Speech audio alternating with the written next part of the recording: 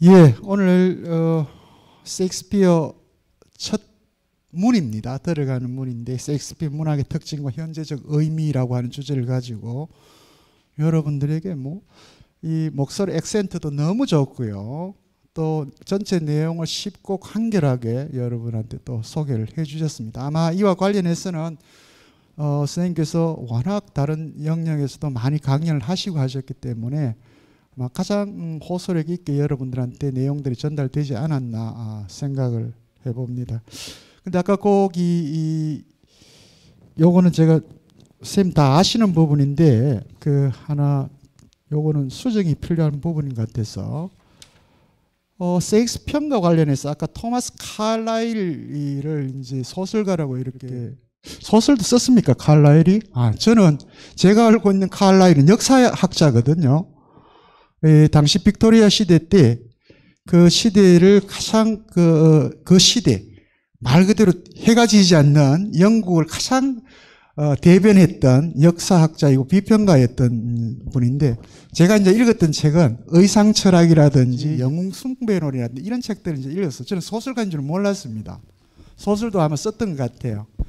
근데 이분은 이제 저희들한테는 주로 이제 역사학자 내지는 철학자 이렇게 알려져 있는 분인데, 예, 소설을 뭘 썼죠? 소설을 썼던 게 아니라 비평을 한 것 같아요. 비평가. 네, 비평가는 비평. 워낙 이분이, 당시 당대에, 지금은 전 세계 최고의 윤리적 규범으로 등장했던 공리주의, 미국에서는 실용주의 이렇게 얘기합니다만, 당시 이 19세기 영국에서는 이 제레미 벤덤 그리고 제임스 밀이라든지 존 스튜어트 밀과 같은 이런 사람들이 주장했던 게 공리주의라고 하는 하나의 철학이면서 윤리 사상이죠. 근데 이제 이게 그 당시 빅토리아 왕조 시대 때는 매우 급진적인 레디칼한 그런 철학적 운동이었습니다. 그러니까 그 시대 지배 질서에 저항하는 그런 운동이었는데 이 칼라일 같은 경우는 이 벤덤이나 제임스 밀, 존 스튜어트 밀 같은 이런 공리주의 철학자들을 굉장히 신랄하게 또 비판을 하게 되죠. 아마 얘들이 나라를 망칠 것이다 라고 할 정도로 그 시대의 질서를 중요시했던 그런 역사학자였고 시대 비평가였던 분인데 이분이 셰익스피어에 대해서 인도 제국과도 바꾸지 않겠다라고 할 정도. 그건 다른 말로 하면 그 당시 빅토리아 시대 영국이 얼마나 본인이 이제 자랑스러웠으면 이런 얘기를 했겠습니까? 사실 영국이 그 빅토리아 왕조 시대 때 식민지를 건설하면서 얼마나 수많은 나라를 또 착취했던 그런 나라였습니까? 그런데 이제 한 나라에 있다 보면 그런 생각을 할 수도 있을 것 같아요. 오늘 이 주제가 셰익스피어인데 오늘 우리 강희조 선생님께서 말씀하신 것처럼 셰익스피어의 언어는 이미 보편화된 거죠. 우리도 알게 모르게 이미 우리 문화 안에서도 셰익스피어 언어를 쓰고 있고요. 또 셰익스피어 이름으로 입혀진 드라마부터 해서 온갖 그 문화를 지금 향유하고 있는 그런 세상에 살고 있기도 합니다. 400년 전 사람이지만 21세기에 문화를 어떻게 보면 장악하고 있는 그런 분이기도 하고요. 다음 주 월요일이면 미국에서 아카데미 여우 조연상을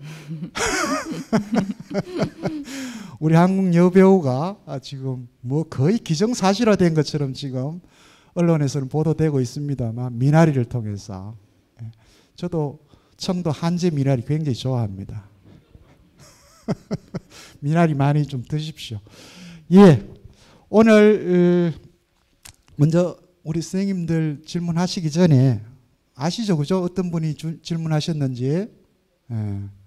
늘 우리 목요철학원을 응원하시는 분입니다. 강도기 선생님.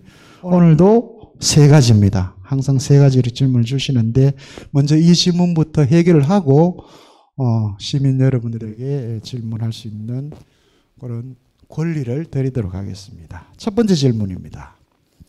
셰익스피어의 5대 희극 작품 중에 하나인 12야 라고 하는 이 작품, 그러니까 여러분들도 잘 아실 겁니다. 오늘 선생님께서 말씀하셨듯이 셰익스피어가 실제 순서적으로 따지면 역사극을 제일 먼저 사실 쓰기 시작했죠.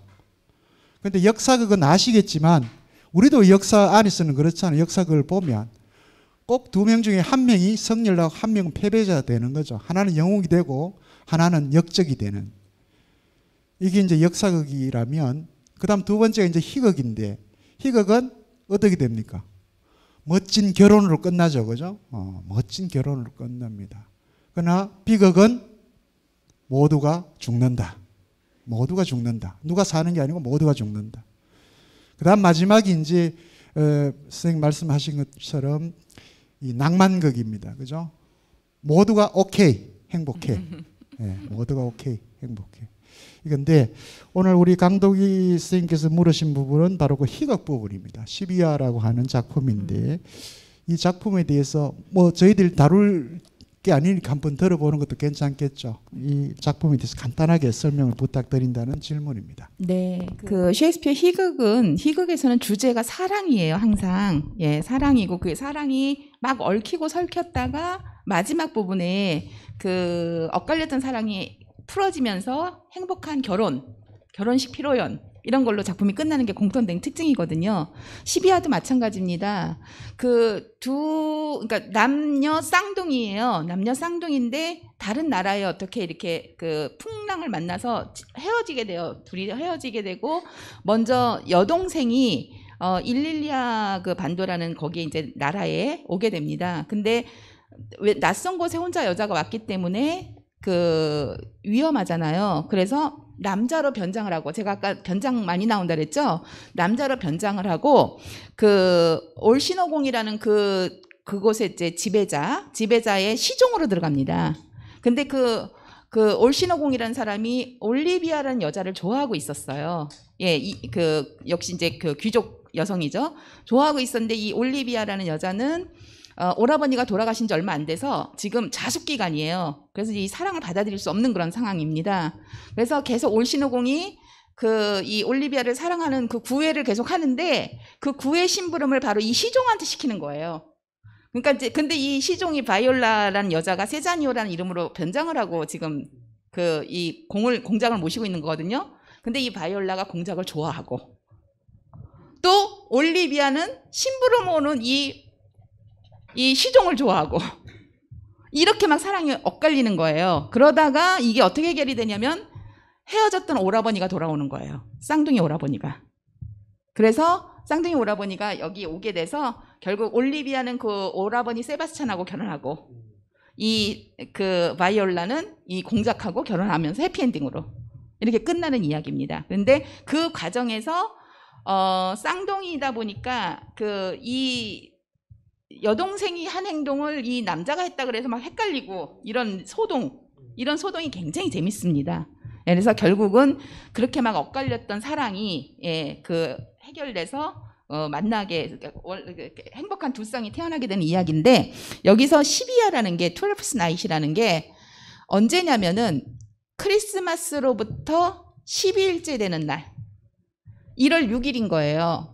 근데 그때가 영국에서는 어떤 때냐면은 그러니까 서양에서는 어떤 때냐면은 어떤 장난도 해도 되는 때인 거예요. 짓궂은 장난 뭐 이런 거. 왜 우리 정월 대보름에 뭐 한다 뭐 우리도 다 있잖아요. 근데 여기 나라에서는 어떤 장난도 해도 되는 거예요. 사람들을 놀리고 골리고. 그래서 실제로 또 어떤 사람이 나왔냐면은 그 올리비아의 뭐랄까요 하인이 나와요. 말볼리아라고. 근데 이 말볼리아를 다른 하인들이 놀려가지고 여주인이 너를 좋아한다. 그러니까 여주인한테 구애를 해라. 이렇게 만들어서 이 말볼리아가 감히 여주인한테 막 구애를 하고 여주인이 마님께서 어떤 옷을 좋아하니까 어떤 옷을 입고 가라 그러니까 막 희한한 복장 같은 거 시켜가지고 골리고 또 그래서 주인한테 감금당하고 막 이런 일들이 벌어지는 거예요. 그러니까 짓궂은 장난들. 예, 그게 바로 12화의 내용입니다. 그래서 아까 제가 말씀드렸던 이제 사랑이 주제고 결혼으로 끝나고 남장 여자가 나오고 이런 셰익스피어의 희극의 특징들을 다 갖고 있습니다. 그래서 굉장히 흥미진진해요. 책을 읽으면은 꼬여 있는 상황. 예. 혹시 1월 6일 이 전통은 아직도 남아 있나요? 지금도 준수할지는 모르겠는데 하여튼 그런 역사적인 어떤 전통을 갖고 있는 짓궂은 장난들을 많이 하는 사람들, 주변 사람들에게 우리 왜 만우절에 하는 것처럼, 예. 그렇습니다. 예, 알겠습니다. 두 번째 질문입니다. 셰익스피어 작품은 희곡 및 장시 두 편 이외에 정형시 형태인 소네트가 있는데 이 소네트에 대해서 설명을 부탁드린다라고 하는 네. 질문입니다. 사실 우리가 셰익스피어를 극작가라고 지금 이제 요번에 만나시는 거잖아요. 근데 셰익스피어는 극작가뿐만 아니라 세계 최고의 시인으로도 인정을 받고 있습니다. 예, 근데 그 셰익스피어를 세계 최고의 시인으로 인정하는 이유가 이제 이 154편의 소네트. 예, 154편의 소네트인데요. 이게 소네트는 여러분 시조 생각하시면 돼요. 우리 그냥 자유시가 있고 우리 시조 있죠. 시조는 어떤가요? 정형성이 있잖아요. 예, 3행이 한 연이고 뭐 3사, 3사조가 있고 이런 정형성이 있죠. 소네트도 마찬가지예요. 소네트는 14행으로 돼 있어요. 14행으로 돼 있고 아까 약강 오복격이라 그랬죠. 셰익스피어가. 이것도 약강 오복격이에요. 그러면서 끝에 라임이 있어요. 라임이 아주 일정 규칙을 갖고 있어요. 그래서 1, A, B, A, B. 그러니까 1행, 3행, 2행, 4행이 라임을 맞추고 있고 그 다음에 C, D, C, D 그 다음에 E, F, E, F 이렇게 하면 12행이잖아요. 그 다음에 마지막 두 행을 G, G 두 행이 대꾸를 이루고 있어요. 이런 형식으로 돼 있어서 주제가 기승전결 결론이 두 개가 라임을 딱 맞추는 형식으로 아주 정형성을 갖고 있어요. 그런데 셰익스피어의 그 소네트는 원래 소네트가 이탈리아에서 나온 그 수입한 시거든요. 영국이 수입한 시인데 원래 소네트는 그 단테라든가 그 페트라르카라든가 이런 이탈리아 시인들이 썼던 시예요. 거기서는 다 이게 소네트는 사랑시거든요. 그래서 사랑하는 여인들의 아름다움. 근데 그 사랑을 이루지 못해서 겪는 고통. 이게 주제인데 재밌는 건 셰익스피어는 여기 셰익스피어가 이상화시키고 찬미하는 대상이 영맨이에요. 여자가 아니라.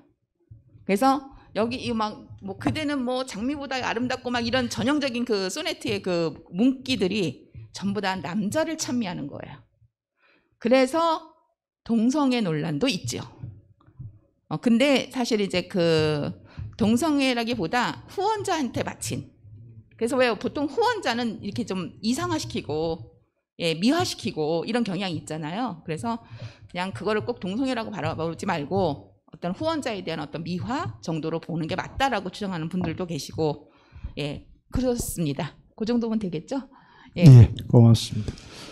제가 모대학교에 영문학과 계시는 선생님 한 분은 우리가 보통 셰익스피어 하면 아까 우리 선생님께서 보여주셨습니다만 햄릿이라든지 로미오와 줄리엣 이렇게 생각을 하는데 그분은 독특하게도 이 셰익스피어 작품에서 정말 구원하고 싶은 책이 바로 이 소네트다라고 이렇게 주장하시는 분도 있더라고요. 아주 저도 독특하게 본 적이 있는데 예. 그다음 마지막 질문입니다. 셰익스피어는 4대 비극 작품을 집필을 했는데 이후에는 이제 비극과 희극이 뒤섞인 비희극, 희비극 작품이 있다면 무엇인지 설명을 부탁드립니다. 네. 라고 하는 질문입니다. 아까 제가 이제 연도 그 작품 시기별 설명드릴 때 비희극은 말씀드렸죠. 설명은 그죠? 예, 쭉 계속 비극 패턴 똑같이 가요. 똑같이 가다가 끝에서 반전이 일어나서 해피엔딩으로 끝나게 되는 그런 이야기고요. 겨울 이야기 예, 몇 년 전에 유인촌 선생님이 출연해서 공연됐던 겨울 이야기. 그다음에 그 심벌린 예, 뭐 또 한 작품이 있는데 페리클레스.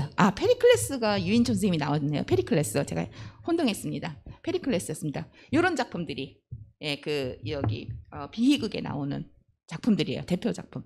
그러니까 3개밖에 없어요. 비희극. 네. 이 작품들도 다 재밌어요. 여기 겨울 이야기 같은 경우도 오셀로랑 똑같거든요. 아내를 의심해서 아내를 죽여요. 아내를 죽였는데 살아있는 거죠. 살아있어서 용서를 구하고 화해를 하고 이런 이야기예요. 그러니까 오셀로랑 똑같이 가다가 확 반전이 일어나는 네, 그런 겁니다. 겨울 이야기 같은 경우는 특히 그렇죠. 네, 똑같습니다. 아내 의심하고 뭐 이런 것들. 네, 그럼 다 됐나요? 예. 네. 자, 지금부터 그럼 플로에 계시는 여러분들 질문을 받도록 하겠습니다. 아마 주제 자체가 우리한테 너무 익숙하기 때문에 궁금한 부분들도 많을 거라고 생각을 하는데요. 자, 손을 들고 어디서 오셨는지 먼저 말씀을 하신 후에 질문하시면 됩니다. 예.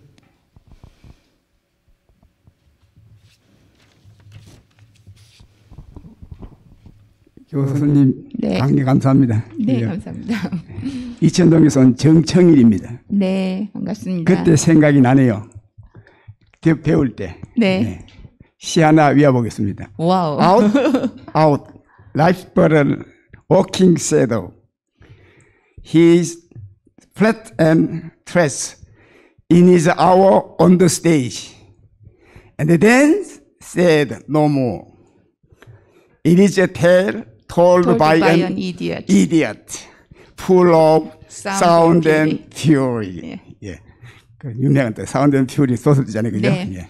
지금 예. 보신 게 맥베스. 맥베스에 나오는 거죠. 네, 예. 맥베스에 나오는 맥베스가 그 아내하고 같이 해서 선왕을 죽이고 왕위에 올랐는데 그 죄책감을 못 이기고 부인이 자살을 하죠. 예, 그리고 나서 읊는 노래예요.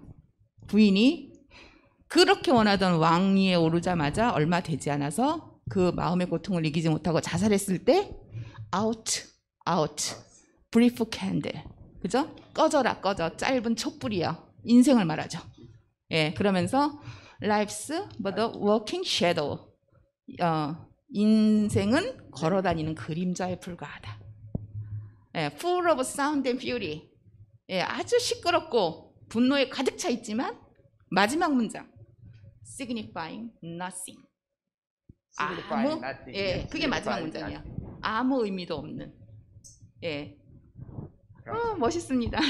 그때 우리 그 경대의 김홍훈 교수가 셰익스피어를 잘해서요. 그분이 아주 영광. 그래서 저는 헨리 8세에 나오는 폴스테프 흉내 내고 막 돌아다니고 우리 셰익스피어 극 좀 하고 이랬어요. 그리고 그때 이제 말씀하시기는 그 벤 존슨이 아마 셰익스피어 하겠나. 그만큼 유수한 사람은 벤 존슨밖에 없었다. 그리고 만약에 벤 존슨이 그 당신의 신분을 나타냈다가는 잡혀가잖아요. 그런 상황 속에서 그 정치 상황에서 뭐는 거예요. 근데 마지막 평도 자기 싹 빠지는 그런 평이 아니겠나. 이런 오늘 보니까 그런 생각도 나네요. 네. 예. 뭐 여러 사람들이 뭐 심지어 엘리자베스 여왕도 의심을 받아요. 예.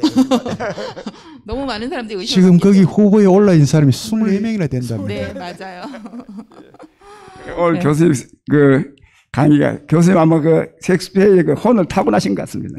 뭐 안 그러면 그렇게 생생한 거죠. 그다음에 또 대학원에서 또 예영수 교수가 또 조금 예영수 교수님이요. 예, 저희 외대 예, 교수님이시죠. 예, 외대 교수님 예. 그때 계획에 있었거든요. 아, 그때. 그러셨어요. 그래서 네. 그때 그 4대 비극을 확실하게 우리 또 배우고 이랬어요. 아, 그러셨구나. 성격, 예. 그래도 멋지셔요. 그 대사를. 그래서 벤 존슨에 대한 그 교수님도 어떻게 생각하시는지 한번 물어보겠습니다. 뭐 다들 다른 분들도 주장이 다 있어요. 증거가. 아까 제가 헨리 네빌 말할 때 그 사람의 이 외교 행적과 셰익스피어 작품가의 이런 주장이 나와야 되는 거예요. 그런 입증할 만한 왜 내가 벤 존슨이라고 주장하는지 다 있는데도 아직도 학계는 인정을 안 하고 있는 거거든요. 예. 그래서 논란이 아직도 많이 되고 있습니다. 얼마든지 그 리서치 하셔가지고 입증을 하실 수도 있죠. 네, 감사합니다. 예, 또 다른 질문 있으면 해주십시오. 네. 예.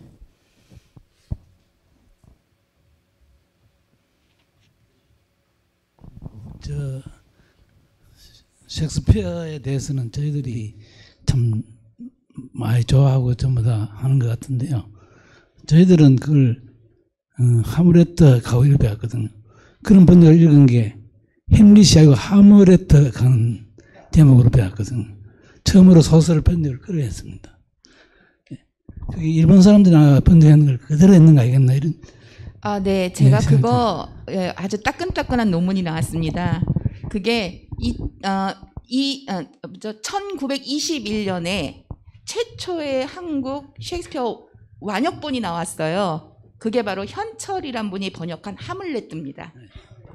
하물레트. 근데 그게 일본의 그 쯔보요시 쇼요라는 사람 거를 중역을 한 거예요.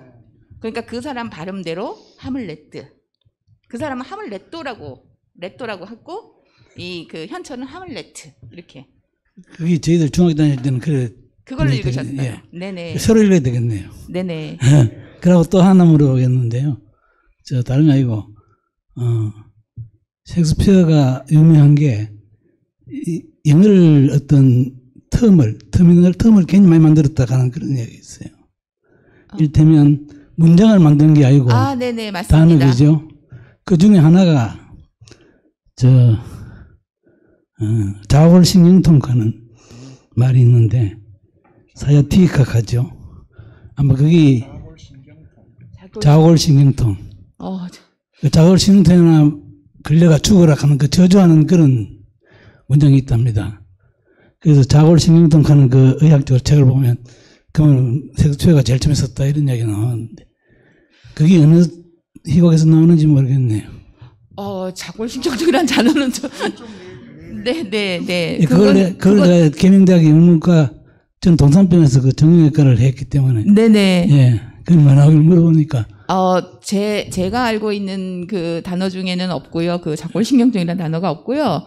그러니까 아마 분명히 많이 있을 겁니다. 이제 어느 정도냐면 셰익스피어가 어느 정도로 언어를 많이 만들어냈냐면 영어 발달사 있죠. 영어 발달사. 네. 영어 발달사의 한 챕터가 셰익스피어예요. 그래 뭐 누구 말들은 1600개를 네네네. 네. 그 정도로 그러니까 있었던 단어도 새롭게 쓰고 예. 또 새로운 말도 만들고 맞아요. 예. 그런 것들이 굉장히 많아서 영어 발달사에서 반드시 배워야 되는 게 셰익스피어예요. 셰익스피어를 지나면서 영어가 얼마나 어휘가 풍부해지고 그래서 기자 시험에는 셰익스피어하고 신문 기자 시험에 셰익스피어를 많이 나오고 또 성경책 많이 나온다는 이런 말이. 성경책 그렇죠. 예, 성경의 에피소드거든요. 네네. 이제 그냥 저는 좀 죄송합니다. 제가 아는 거 말씀드리겠습니다. 우리가 왜 일반 사람을 죽이면은 킬 한다 그러죠. 그리고 좀 유명하고 중요한 사람을 죽이면은 assassinate. 예, 암살이라고 말을 하잖아요. 그 assassinate라는 단어가 맥베스에서 처음 쓰인 단어예요. 맞아요. 그 덩컨왕 죽이고 나서 처음 그 왕을 죽인 행위를 assassinate라고 쓰면서 그때 처음 쓴 거예요. 그 지난번 시간에 또 나온 이야기인데 라틴어가 루틴으로 배웠잖아요. 네네네. 근데 그게 없어진 게 셰익스피어 때문이라는 이야기도 있대요. 셰익스피어가 전부 다 번역을 잘 해놨기 때문에.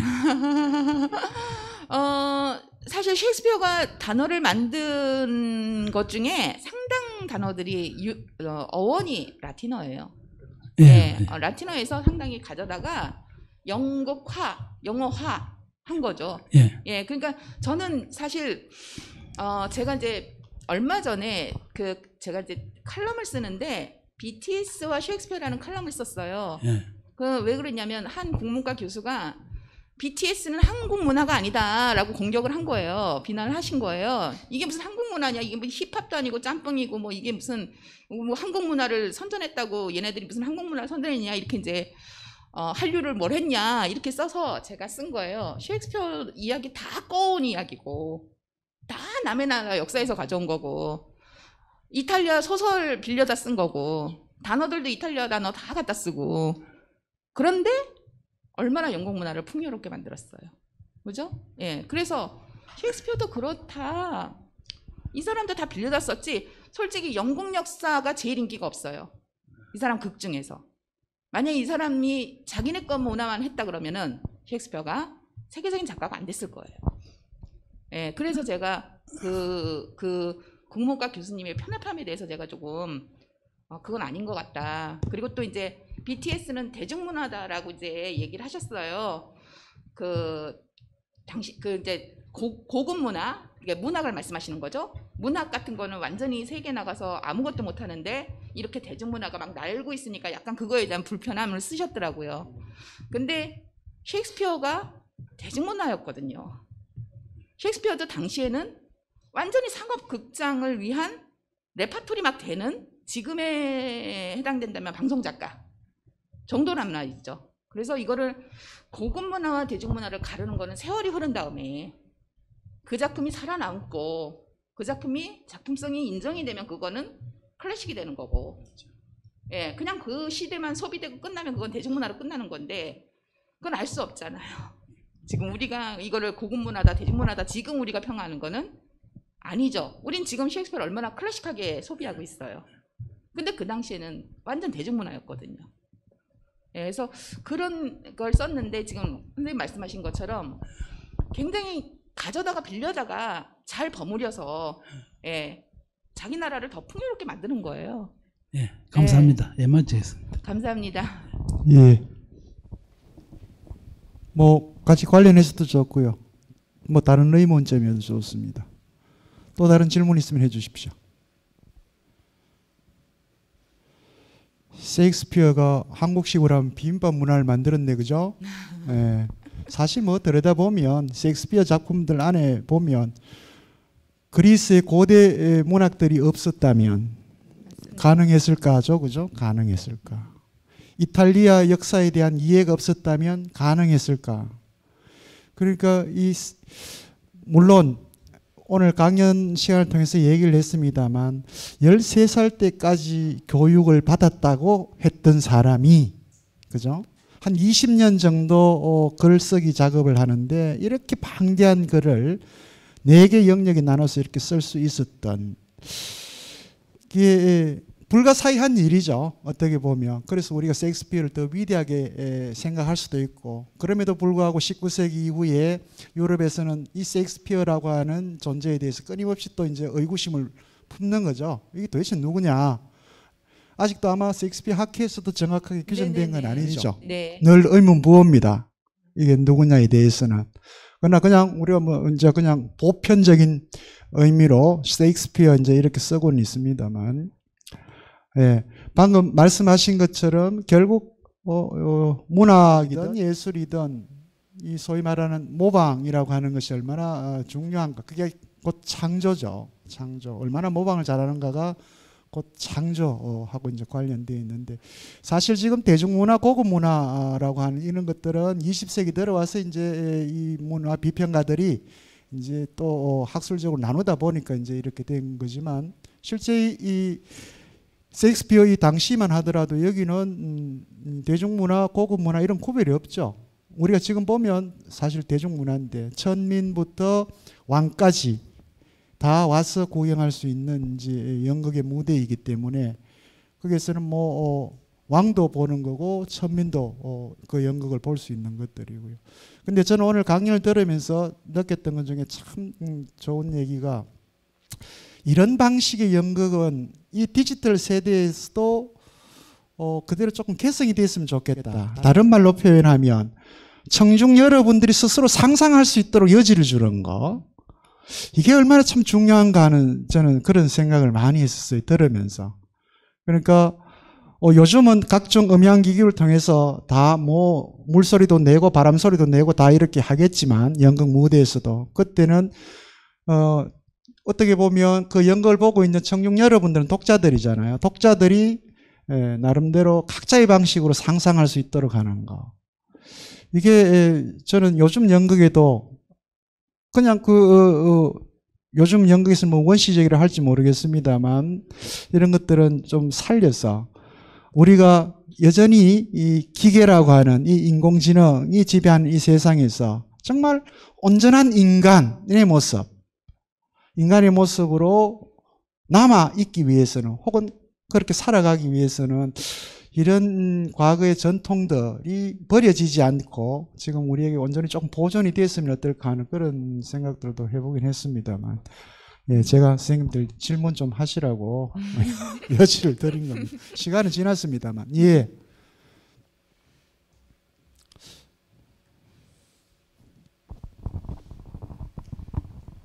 저는 깊이 있는 그런 학술적인 질문도 아니고, 네. 제가 느낀 바 그냥 질문 아닌 질문처럼 하겠습니다. 네. 사람이 태어나자마자 이 지구라는 무대에 자기가 맡은 역을 가지고 배우 생활을 합니다. 운명이라는 극본에 따라서 자기 인생을 살아갑니다. 인생 살아가면서 그게 이제 연극이죠. 네. 자기 배우로서의 역할을 하고 나중에는 죽으면서 이 무대를 떠나갑니다.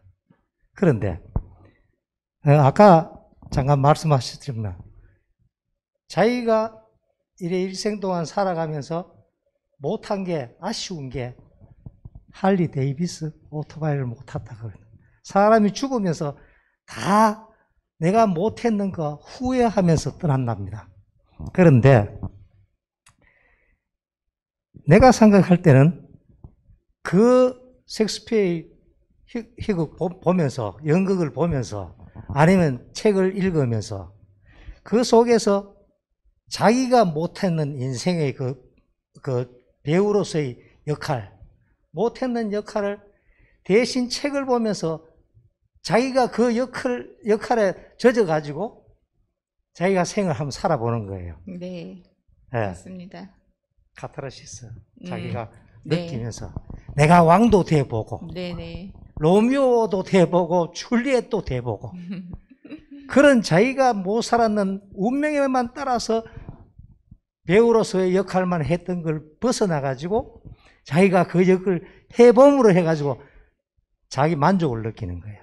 그래서 그 독자들이 셰익스피어의 작품을 좋아하고 연극을 보면서 나도 리오 왕도 돼보고 로미오도 돼보고 네. 또 왕부터 시작해가 저 천민까지 2천 내지 3천 명의 관객들이 그걸 보면서 자기가 여기에도 대입시켜보고 저기에도 대입시켜보고 자기도 왕도 돼보고 로미오도 돼보고 거기에서 자기가 만족을 느끼면서 그렇게 했기 때문에 그 셰익스피어를 좋아하고 셰익스피어가 길게 지금 이 현세까지도 이루어지지 않았나 싶은 생각이 되는데 교수님 생각은 어떠십니까? 네, 아주 공감입니다. 예, 정말 그 불같은 사랑도 해보고, 예, 배신도 당해보고, 예, 그 또 너무너무 현명한 재판도 해보고, 예, 사실 다 이런 것들이 로망이죠. 예, 뭐 저도 저의 모든 아이디가 포샤예요, 포샤. 그 포샤가 바로 그 아까 법정에서 재판을 했던 베니스의 상인에서 그 현명한 재판을 했던 예, 그 사람이거든요. 그러니까 저도 그 사람 이름으로 살고 있는 거야. 그렇게 지혜로워지고 싶어서. 예, 그렇게 현명한 여자가 되고 싶어서. 저의 모든 아이디가 다 포샤입니다. 예, 그래서 지금 선생님 말씀하신 것처럼 그리고 또 제가 또 비밀을 하나 더 말씀드리죠. 저가 몇 년 전에 그 틈을 내서 이 수목화를 좀 배웠어요. 수목화를 조금 배웠더니 낙관을 찍어야 된다는 거예요. 그래서 낙관을 찍으려면은 호가 필요하다. 그래서 호를 하나 정해오라는 거예요. 그래서 제가 정말 재밌는 호를 정했습니다. 새아. 네. 그래서 그 새아가 뭐냐면 셰익스피어의 아이다. 라는 뜻과 이중 의미죠. 셰익스피어도 말장난 되게 많이 하거든요. 이중 의미로. 또 하나는 나를 씻는다. 새아. 예, 그래서 그 두 가지 의미. 나는 셰익스피어를 공부하고 연구하는 셰익스피어 어떤 후손이라는 뜻의 새아고, 그 다음에 또 하나는 나를 항상 돌아보고 씻고 깨끗하게 나를 만들고, 그런 의미 두 가지로 새아라는 걸 썼거든요. 예, 저는 맨날 제가 이제 평행이론을 만드는 거예요, 셰익스피어하고. 셰익스피어가 1564년에 태어났거든요. 죄송합니다. 전 1964년에 태어났습니다. 막 이런 고리를 만드는 거예요, 제가 괜히. 그래서 막 이렇게 막 운명적으로 내가 셰익스피어를 만난 것처럼. 예, 그런 지금 선생님 말씀처럼 예, 셰익스피어의 그 작품 속 캐릭터도 되고, 그죠? 예, 셰익스피어의 어떤 그 후손도 돼보고 같은 어떤 문학을 하는, 예, 그렇게 사는 거라고 생각을 합니다. 네, 좋은 말씀이십니다. 감사합니다. 네. 뭐 나중에 우리 정 회장님 중심으로 해서 셰익스피어 연극 동아리도 하나 만들어 보십시오. 예? 예. 제가 적극 권장합니다.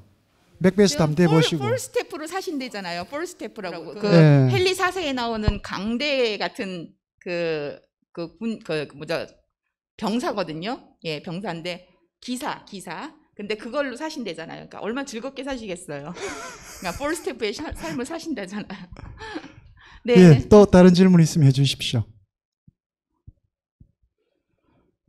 뭐 없으시면 제가 우리 원장님께 마무리로 오늘 질문이 없습니까? 예.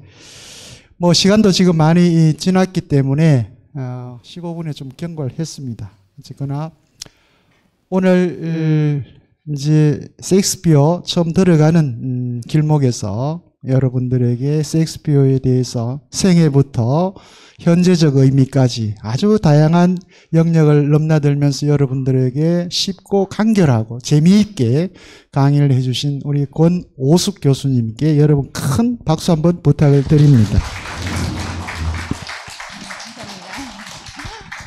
예, 다음 주 안내를 드리면요, 한국 외대 영미문학문화학과의 박우수 교수님께서 오셔서 햄릿 영원한 현대인이라고 하는 주제를 가지고 여러분들을 찾아뵙겠습니다.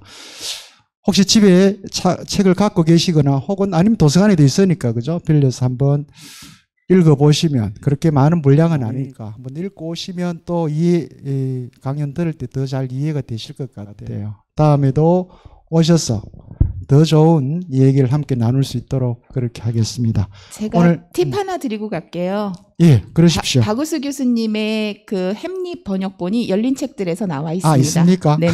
그러니까 박우수 교수님 걸 읽고 오시면 훨씬 더 잘 이해가 되실 것 같습니다. 예, 아마 거기엔 또 뭐 번역자의 또 해석도 있고 하기 때문에 햄릿을 이해하는 데 뭐 도움이 될 것 같습니다.